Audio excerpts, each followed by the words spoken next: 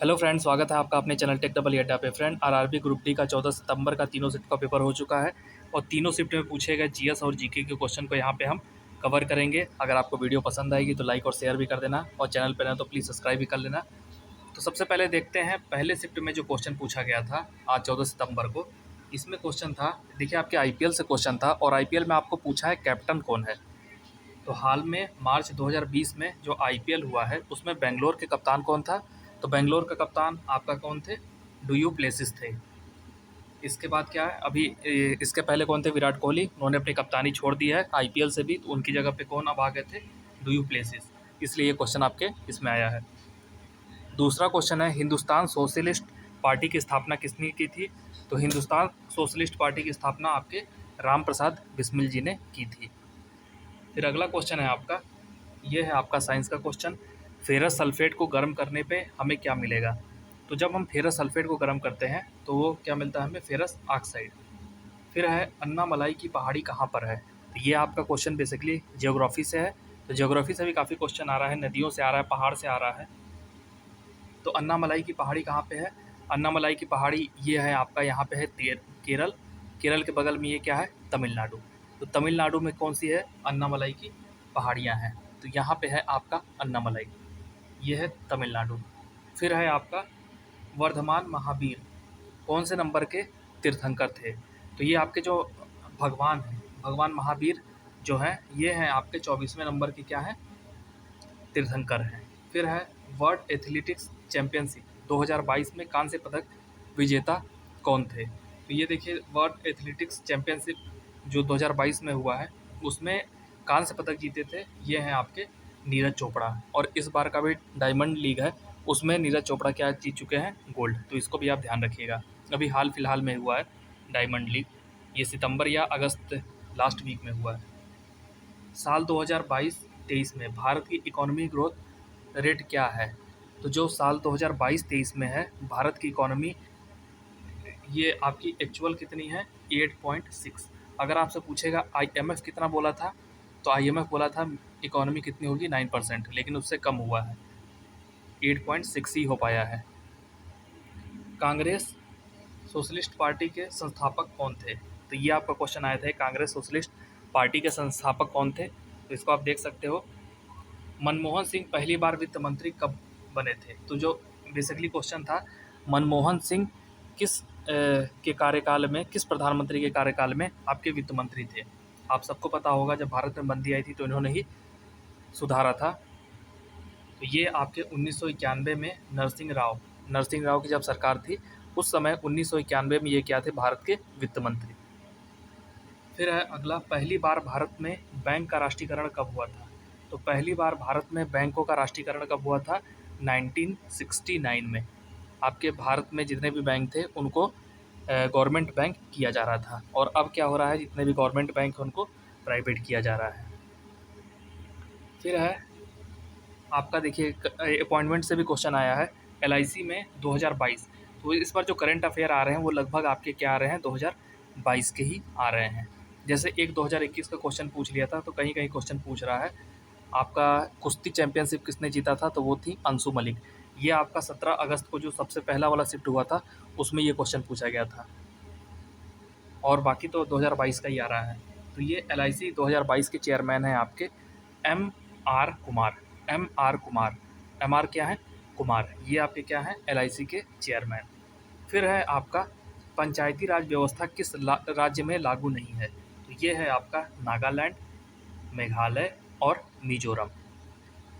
फिर आपका देखिए त्यौहार से भी क्वेश्चन आ रहा है, तो ये सब सारी वीडियो आपको प्लेलिस्ट में मिल जाएगी, आप चाहो तो वहाँ पे भी जाके देख सकते हो। प्लेलिस्ट में आपको पीरियडिक टेबल की वीडियो मिल जाएगी, जिसमें सारा हमने पीरियडिक टेबल से क्वेश्चन जितने भी ग्रुप डी में आने हैं सबको करा दिया है पूरे कॉन्सेप्ट के साथ, और आपको त्यौहार वाले और बाकी भी आपको मिल जाएंगी। प्लेलिस्ट आप जाके चेक कर लो, यहाँ पे टाइम बर्बाद नहीं करेंगे। यहाँ साजो त्यौहार किस राज्य में मनाया जाता है? तो साजो त्यौहार ये आपका हिमाचल प्रदेश में मनाया जाता है। हिमाचल प्रदेश में साजो त्यौहार आपका मनाया जाता है।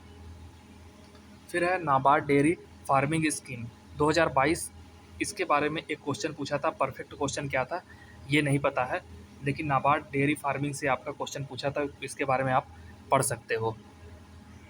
फिर है सरदार सरोवर बांध किस नदी पर स्थित है? तो ये भी आपका बेसिकली ज्योग्राफी से ही क्वेश्चन है। तो सरदार सरोवर बांध जो है ये है आपका नर्मदा नदी में। नर्मदा नदी बहती किधर की ओर है? ये होता है आपका ईस्ट, ये होता है आपका वेस्ट। तो ये नर्मदा नदी क्या होती है? अरब अरब खाड़ी में, अरब सागर में जाके मिलती है। तो ये ईस्ट से वेस्ट भी बहती है, इसका भी आप ध्यान रखिएगा। अमरकंटक की पहाड़ी से निकलती है।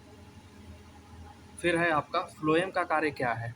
फ्लोएम का कार्य क्या है? इसके पहले पूछा था फ्लोएम द्वि जो फ्लोएम का जो डायरेक्शन होता है वो दोनों साइड में होता है या एक ही साइड में होता है? तो पौधों के अंदर बेसिकली एक तो होता है आपका फ्लोएम, फ्लोएम हो गया, दूसरा होता है जाइलम। तो जाइलम सिर्फ और सिर्फ क्या करता है? जल का परिवहन करता है। जल ये जड़ से उठा के ऊपर पहुंचाता है। और फ्लोएम क्या करता है? जो आपके पौधे होते हैं प्रकाश संश्लेषण में पत्तियों में क्लोरोफिल के सहायता से यहाँ पे जो भोजन बनता है उसका परिवहन करता है, ट्रांसपोर्टेशन करता है। तो ये आपका क्या है था? भोजन का परिवहन ये फ्लोएम द्वारा होता है। और जल कौन करता है?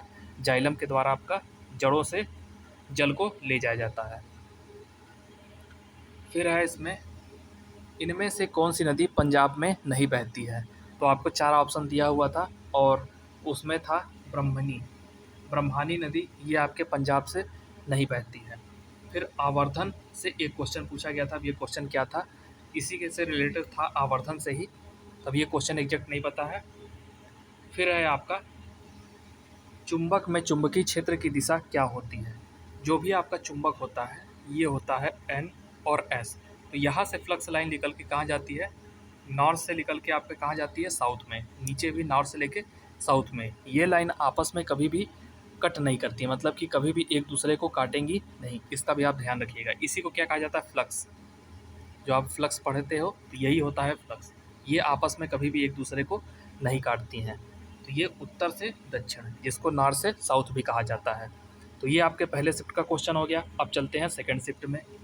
तो सेकंड शिफ्ट में आपका क्वेश्चन पूछा है राष्ट्रीय एकता दिवस कब मनाया जाता है? तो राष्ट्रीय एकता दिवस ये आपका 3 अक्टूबर को क्या सेलिब्रेट किया जाता है। फिर आपका क्वेश्चन दिया है अवतल दर्पण में वस्तु 36 सेमी दूरी और फोकस दूरी क्या है? 28 सेमी। तो प्रतिबिंब कहाँ बनेगा? तो ये आपका वस्तु की ओर ही बनेगा। फिर है आपका 2019 के अनुसार रबड़ नीति में भारत का कौन सा स्थान था? तो इसको आप देख लीजिएगा, 2019 में ये पूछा है। ये करंट है आपका 2019 के अनुसार भारत जो है रबड़ नीति में भारत का कौन सा स्थान है। तो आप इसको गूगल भी कर सकते हैं। फिर है आपका अगला क्वेश्चन है ऑपरेशन फ्लड क्या है?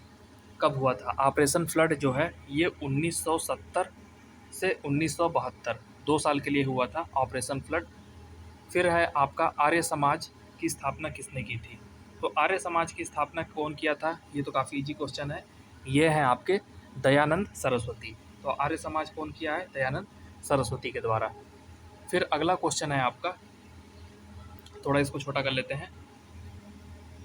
यदि किसी तार की लंबाई 2 गुना और करंट को आधा कर दिया जाए तो प्रतिरोध कितना बढ़ेगा?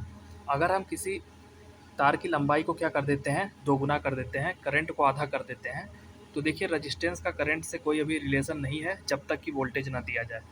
इसका सिंपल होता है रो एल अपान ए। तो अगर आप लंबाई को दुगना कर दोगे तो इसका क्रॉस सेक्शन एरिया, अगर कोई तार है इतना मोटा, अब इसको हम क्या करते हैं? अब इसको दुगना कर देंगे तो ये क्या हो जाएगा? पतला हो जाएगा। ठीक, क्रॉस सेक्शन एरिया उसका आधा हो जाएगा और उसकी लंबाई कितनी हो गई? दुगना हो गई है। तो R2 कितना हो जाएगा? एक तो रो, और L2 कितना हो गया है? 2L1 अपान A2 कितना हो जाएगा? A1 अपान 2। तो ओवरऑल आपका रजिस्टेंस क्या हो जाएगा? 2 जब ऊपर जाएगा तो ये कितना हो जाएगा? R2 बराबर कितना हो जाएगा? 4R1। कितने गुना हो जाएगा? 4 गुना हो जाएगा। सिंपल सा क्वेश्चन था। तो प्रतिरोध कितना हो जाएगा? आप लंबाई बढ़ाने पे 4 गुना। फिर अगला क्वेश्चन है मौसम विज्ञान संस्थान कहाँ पर स्थित है? तो ये आपका जो मौसम मौसम विज्ञान का संस्थान है ये है आपका दिल्ली में। मौसम विज्ञान आपका कहाँ पे है? दिल्ली में। इसके बाद अगला क्वेश्चन है 86वां संविधान संशोधन। तो 86वां संविधान संशोधन ये आपका सन 2002 में आपका हुआ था। तो राइट आंसर क्या हो जाएगा? 2002। फिर है आपका राष्ट्रपति के पास वीटो पावर की शक्ति होती है। तो ये आपके संविधान में ही दिया गया है राष्ट्रपति को। ये पूछा है कौन से अनुच्छेद में ये वीटो पावर दिया गया है। ये है आपका 11। फिर है ट्रांसफार्मर किस सिद्धांत पर कार्य करता है। ट्रांसफार्मर आपका प्रत्यावर्ती धारा, जिसको इंग्लिश में क्या कहते हैं, आपका अल्टरनेटिव करंट। एक होता है आपका डीसी, दूसरा होता है आपका एसी। तो यही एसी का नाम ही क्या है, अल्टरनेटिव करंट, जिसको हिंदी में कहा जाता है प्रत्यावर्ती धारा। ये है वाला, ये धारा होता है। और डीसी क्या होता है, कांस्टेंट। ये ट्रांसफार्मर इस पे काम करेगा, एसी पे काम करेगा, डीसी पे नहीं काम करेगा। फिर है आपका विद्युत मोटर में किस ऊर्जा का रूपांतरण करती है। विद्युत मोटर में आप क्या देते हो, आप इलेक्ट्रिकल सप्लाई देते हो। फिर वो क्या करता है, ये मोटर यहाँ पे लगा है, फिर मोटर क्या करता है, शाफ्ट के माध्यम से घुमाता है। ठीक, तो यहाँ पे आपने क्या दिया है, इलेक्ट्रिकल, और आपको मिलता क्या है, एक मोमेंट मिलता है, तो वो क्या होता है, मैकेनिकल। तो ये क्या करता है, विद्युत ऊर्जा को यांत्रिक ऊर्जा में कन्वर्ट करता है। फिर है आपका भारत के मौसम विभाग का मुख्यालय कहाँ पे है। ये 2 बार क्वेश्चन आ चुका है, नई दिल्ली में, यहीं पे रिपीट हमने कर दिया है। फिर है अगला क्वेश्चन, ये आपसे पूछा है गौतम बुद्ध किस भाषा में उपदेश दिया था। जो गौतम बुद्ध उपदेश दिए थे वो उनके समय वो थी पाली भाषा। ये आपका ये भी इम्पोर्टेंट क्वेश्चन है, ये है पाली। फिर है एक रिएक्शन दिया था और उसे बैलेंस करना था। सिंपल आपको क्या करना था, एक समीकरण दिया हुआ था यहाँ पे, इस साइड में और इस साइड में, दोनों को यहाँ पे जैसे 2H2O, जैसे आप ये लिख लो, CO2 है प्लस H2O है, और यहाँ पे है C6H12O6। ये आप सबको पता है, प्रकाश संश्लेषण का फार्मूला है।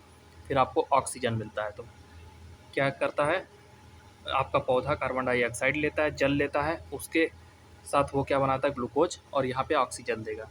तो यहाँ पे आप देखोगे C कितना है, 6, यहाँ पे C कितना है, 1। तो सबसे पहले इसको बनाना पड़ेगा 6। तो यहाँ पे ऑक्सीजन कितना हो गया, 12। यहाँ भी ऑक्सीजन है, यहाँ पे ऑक्सीजन है 6, यहाँ भी है ऑक्सीजन, एक तो 12 यहाँ पे है प्लस 1, तो यहाँ भी अगर आप 6 कर दोगे, ठीक, और ये C6 हो गया, H12 हो गया, H12 हो गया, O6, फिर यहाँ पे आप क्या कर दो, 6। अब ये आपका इक्वेशन क्या हो गया, बैलेंस हो गया।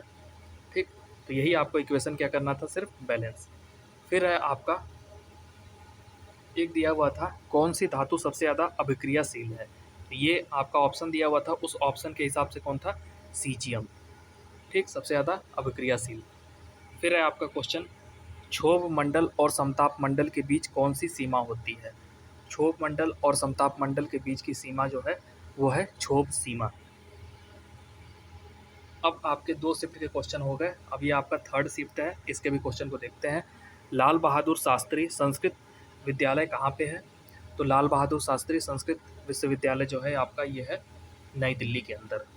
फिर है पंचायती राज को 1992 में किस संविधान संशोधन द्वारा संविधान की आज्ञा से जोड़ा गया था। तो ये आपका था 73वां संविधान संशोधन 1992 में, जिसमें पंचायती राज को जोड़ा गया था। फिर है आपका पंचायती राज, अगर आपसे पूछेगा कौन से अनुसूची में है, तो ये है 9। 8वें में कौन सा है, भाषाएं हैं। 10वें में है दल बदल। फिर है आपका चौरी चौरा आंदोलन कहाँ पे हुआ था। तो चौरी चौरा आप सबको पता है, गोरखपुर के पास छोटा सा एक जगह है, वहीं पे चौरी चौरा कांड हुआ था। तो ये है आपका गोरखपुर में, जो कि 1922 में हुआ था। ये है यूपी के अंदर। फिर है आपका जैन धर्म के प्रसिद्ध जैन मंदिर पलिताना कहाँ पर है। तो ये जैन मंदिर जो है ये आपका कहाँ पे है, गुजरात में है। तो जैन मंदिर आपको मैक्सिमम गुजरात में मिलेंगे और राजस्थान में मिलेंगे। माउंट आबू में भी है एक जैन मंदिर। ये है आपका पलिताना कहाँ पे है, ये है गुजरात में। फिर अगला क्वेश्चन है आपका, वित्त आयोग का गठन किस अनुच्छेद के द्वारा किया गया था। तो यहाँ पे पूछा गया है वित्त आयोग, ये है आपका आर्टिकल नंबर 280, इसके तहत ये आपका वित्त आयोग का गठन किया गया था, फाइनेंस कमीशन का। फिर है आपका लोहित नदी किसकी सहायक नदी है। तो ये जो आपका ब्रह्मपुत्र नदी है, ब्रह्मपुत्र नदी कहाँ से निकलता है, ये आपका तिब्बत से निकलते हुए ये आपका अरुणाचल प्रदेश, भारत में कहाँ से प्रवेश करती है, अरुणाचल में। ये आपका दोदा बेटा का पहाड़ियों से होते हुए अरुणाचल प्रदेश, अरुणाचल प्रदेश से फिर कहाँ जाती है, बांग्लादेश में किसके साथ मिल जाती है, गंगा के साथ और फिर किस में चली जाती है, बंगाल की खाड़ी में। और यही गंगा के साथ यहाँ पे क्या डेल्टा का भी निर्माण करती है। गंगा नदी को बांग्लादेश में क्या कहा जाता है, ये कहा जाता है पद्मा। और ब्रह्मपुत्र की ही सहायक नदी कौन सी है, ये है आपकी लोहित नदी। इसको सहायक नदी इंग्लिश में क्या कहा जाता है, ट्रिब्यूटरी। तो लोहित नदी किसकी सहायक नदी है, ये है ब्रह्मपुत्र। फिर है आपका स्मृति ईरानी ने यूनिसेफ के साथ मिलकर जो बच्चियों को 11 से 14 वर्ष की उम्र में पढ़ाई छोड़ दी है, उनको मुख्य धारा में लाने के लिए कौन सी धारा चलाई गई है। तो ये है जिन्होंने आपके जो भी बच्चियां हैं 11 से 14 साल के में अपनी पढ़ाई अगर छोड़ देती हैं, तो दोबारा से उनका पढ़ाई रीस्टार्ट कराने के लिए कन्या शिक्षा प्रवेश उत्सव एक प्रोग्राम चलाया जा रहा है।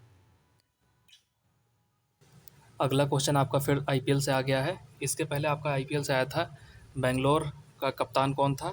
अब यहाँ पे आया है आईपीएल 2022 का फाइनल कहाँ पे खेला गया है, ये आपका नरेंद्र मोदी स्टेडियम, जो स्टेडियम का नाम भी चेंज कर दिया गया था सरदार वल्लभ भाई पटेल से नरेंद्र मोदी स्टेडियम, वहीं पे ये आईपीएल का फाइनल आपका खेला गया था। और इस बार का विनर भी कौन है, गुजरात। इसको भी आप ध्यान रखिएगा। फिर आपका क्वेश्चन है पौधे में जल और लवण का परिवहन कौन करता है। पौधे के अंदर जल और लवण दोनों को कौन करता है, जाइलम। तो जाइलम आपका क्या है, जल और लवण। तो ये आपका नीचे से जल के साथ ही लवण को ले जाता है ऊपर की ओर, ठीक। और खाना अगर पूछेगा भोजन, ये कौन हो जाएगा आपका, फ्लोएम।